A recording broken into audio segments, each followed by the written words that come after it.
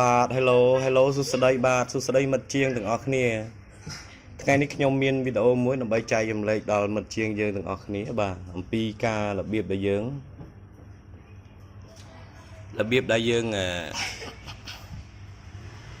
connect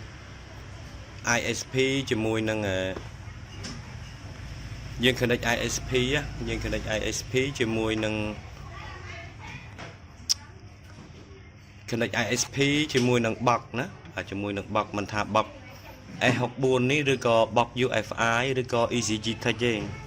អញ្ចឹងdata ដែលយើងត្រូវប្រើហ្នឹងគឺដូចគ្នាទាំងអស់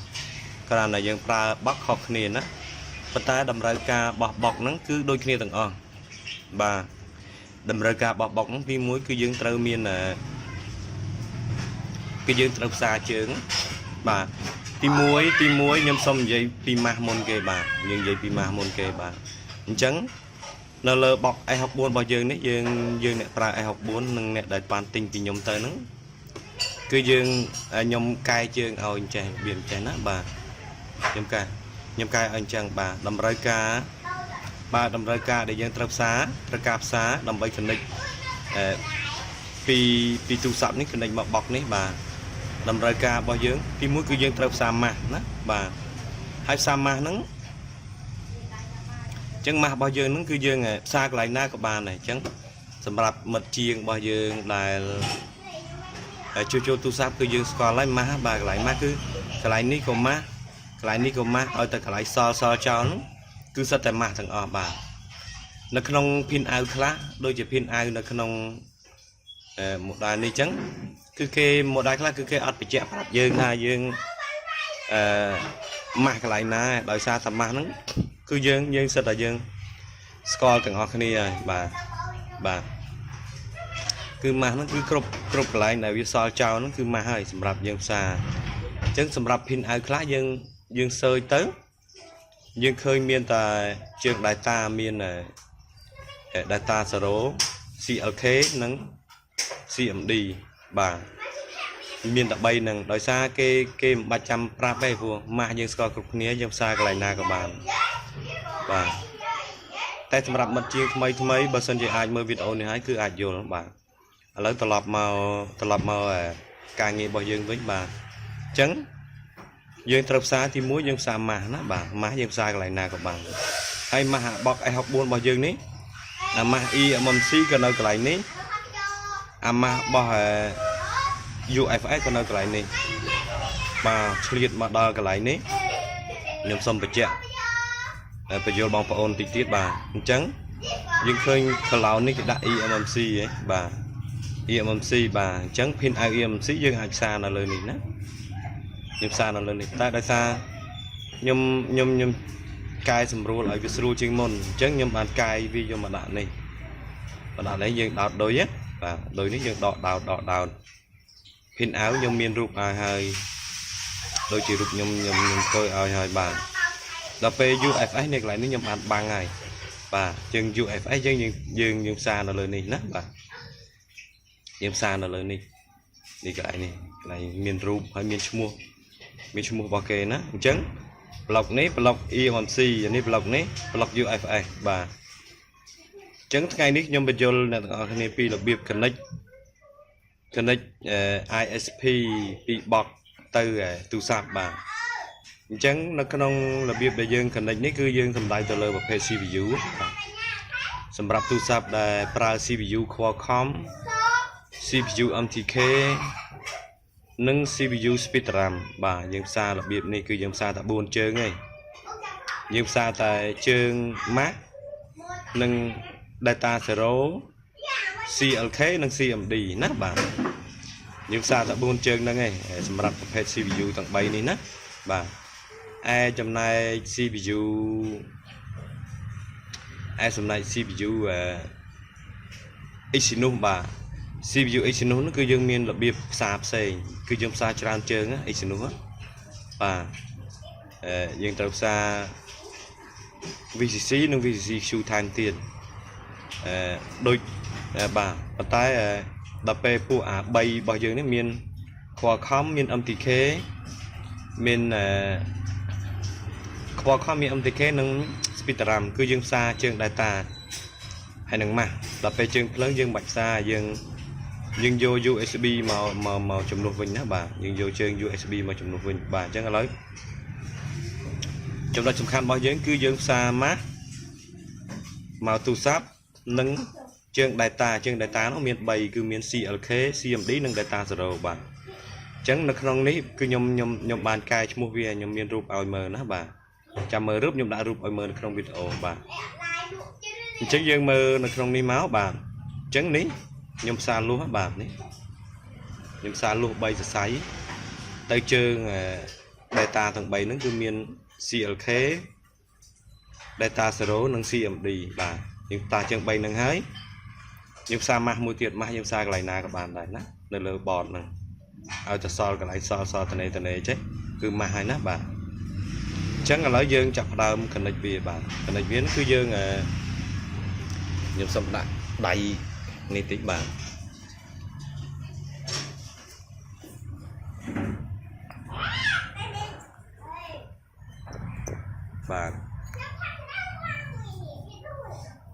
បាទអញ្ចឹងយើងផ្សារអញ្ចឹងហើយបាទ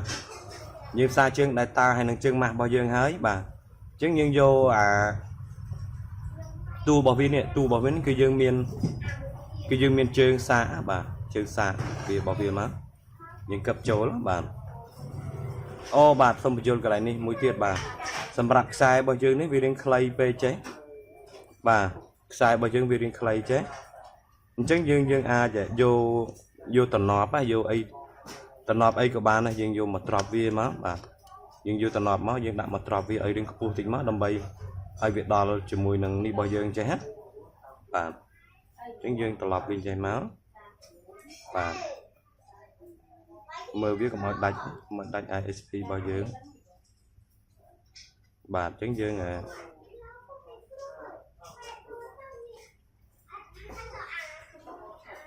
យើងដាក់វាចូលមក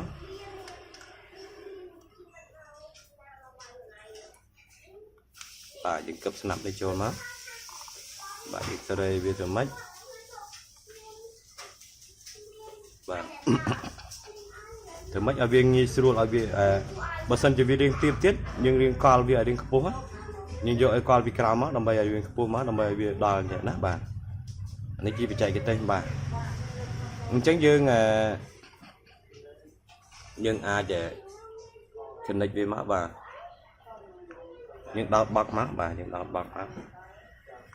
ដោត USB បោកមកបាទយើងដោត USB បោកហើយអញ្ចឹងបោករបស់យើងចាប់ផ្ដើមមានភ្លើងកន្លែងនេះគឺវាដំណើរការដែរណាបាទអញ្ចឹងបោកយើងដោតបោកកន្លែងនេះមកដល់ពេលទូរស័ព្ទរបស់យើងដោតខ្សែសាកមួយទៀតណាបាទខ្សែសាកហ្នឹងយើងដោតជាមួយកុំព្យូទ័រក៏បានយើងដោតពីឆ្នាំងសាកក៏បានបាទអញ្ចឹងយើងដោតមកដោតចូលគូសាកមកដើម្បីយកភ្លើងទៅចិញ្ចឹមហាត់ឌីសដើម្បីឲ្យវាស្គាល់ជាមួយបោកបាទអញ្ចឹងយើងដោតមកអូខេបាទយើងដោតហើយបាទយើងដោតហើយអញ្ចឹងយើងដោតហើយយើងទៅមើលនៅលើកុំព្យូទ័រម្ដងណាបាទតែឥឡូវយើងទៅបើកកុំព្យូទ័រម្ដងបាទកុំព្យូទ័រយើងបើកវាមកបាទយើងបើកកម្មវិធី S64 មកកុំភ្លេចមានជើងសារដើម្បីយកភ្លើងណាដើម្បីយកភ្លើង 5V ទៅចិញ្ចឹមហាត់ឌីសដើម្បីឲ្យវាធ្វើការជាមួយបោករបស់យើងបើកាលណាមានភ្លើងទេវាអត់ស្គាល់ហាត់ឌីសទេបាទអូខេអញ្ចឹងយើងកណ្ដូចកន្លែងនេះមួយមកបាទ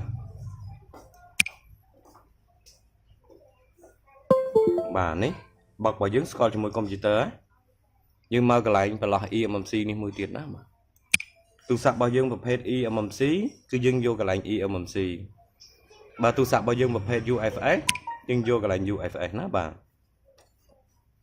តែនេះរបស់យើង eMMC ហើយឥឡូវយើងយក UFS ណាបាទច្រឡំបដាសាយយើងអត់ស្រួលខ្លួនអញ្ចឹងយើងយក eMMC ណាបាទអញ្ចឹងយើងផ្សារ ISP របស់យើងមាន4ជើងណាបាទមានម៉ាស់មាន data 0មាន CLK មាន CMD យើងដាក់ចូលតួយើងកឹបស្នាប់សាកហើយយើងដោតដោយសាកណាបាទ tạm mới dân connect box nhưng select cái lệnh ISP này mà bạn tạm mới dân check cái lệnh này mà bạn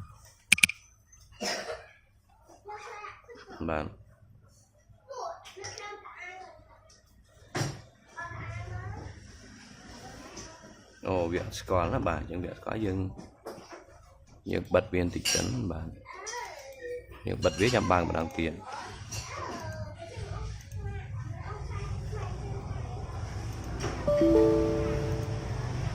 ok dân đỏ bọt máu hãy cứ dân đào thu sạp này nó bạn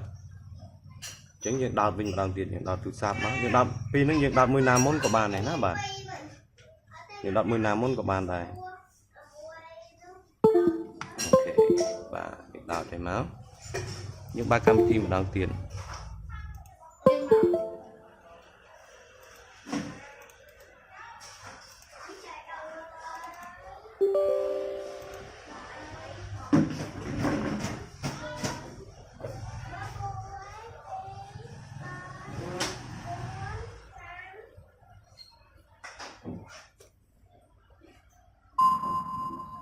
và những cái đánh bạc máu bạn những cái đánh bạc muối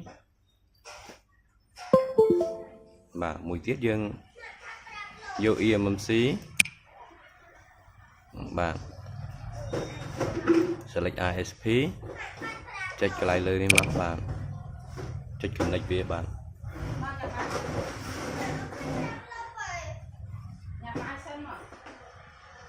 chọn mấy chân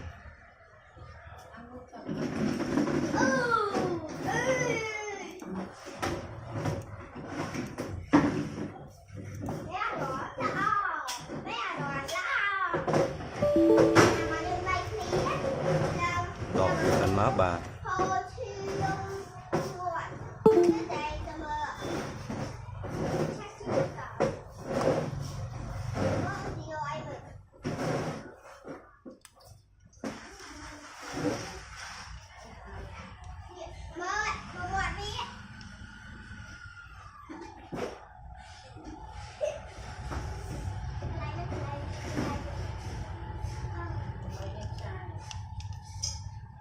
anh ấy dương đỏ với dương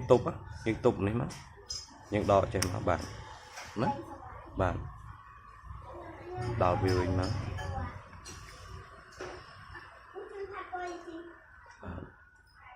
đỏ viewing mới dương từ đây về hạp máu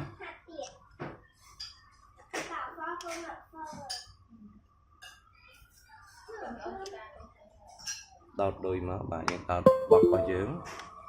những đọt cụt tu sạp môi đài mà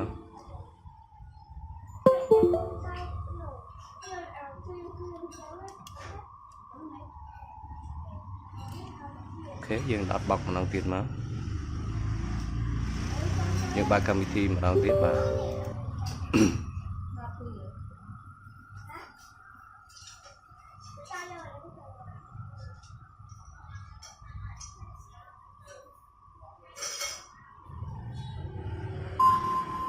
và những cái đánh bạc môi mà bạn cái đánh bạc hóa dương rồi vô EMMC select ISP đó bạn nhưng check lại này các bạn check lại này các bạn đó check lại này các bạn này sao check lại này 10 xem nào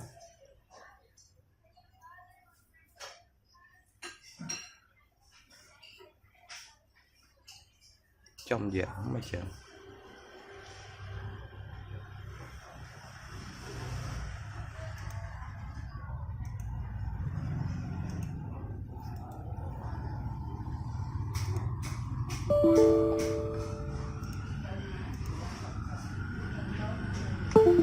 tôi sẽ chlong chơi ở lại này các bạn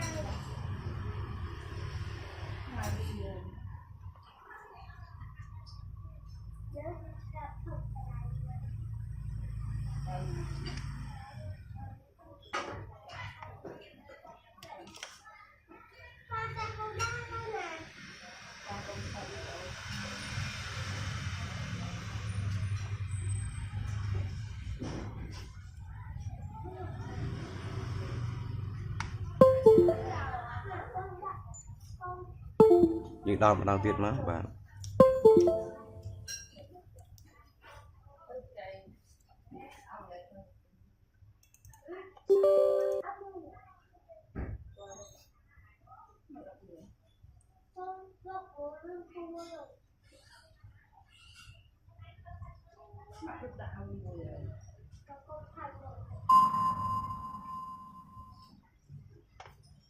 ok check connect bật máu bạn connect bật hai dương rồi vô eMMC select ISP những đầu speed vía lại ní speed đó bươn vía này bởi vì nào thành trang thiết những đầu speed những nặng này 7.5 mươi máu bạn check connect vì máu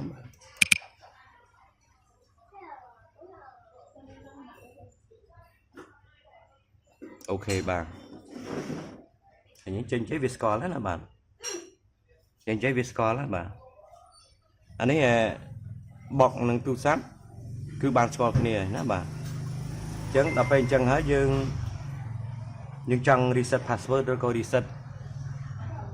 có reset để AOP cứ dương cho một block này máu cho một partition máu bạn cái lại ní reset AOP nè bạn tại dương reset password môn nó reset password bạn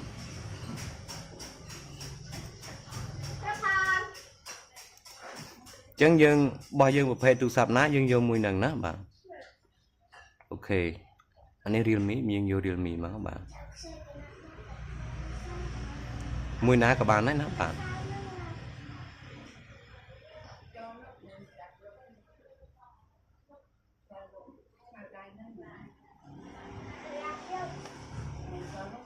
bởi Vivo dương rồi vô Vivo ná bạn tại nhầm ở reset đấy bạn nhầm reset tại AOP bạn nếu như mà AOP máu thì AOP nó bạn check AOP máu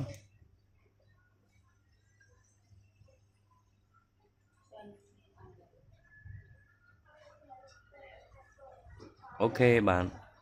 và chơi là bên này cứ successful lấy bạn nhưng đặt AOP việc bạn đấy chắc là bây giờ dương đặt đuổi hơi chắc dương thơ ca nghi cho với nó thì thơ ca nghi cho phải dương môn được đo ví dương chơi stop nation đó bạn chơi stop anh ấy thay dương disconnect eMMC nó bà bạn này dương đặt trình bà dài máu bà bạn dương chơi bật cam vị thế những đó đôi bà loại máu đại châu tu sát bà đó bạn ok video này riêng lươn lươn tần nắng bye bye bạn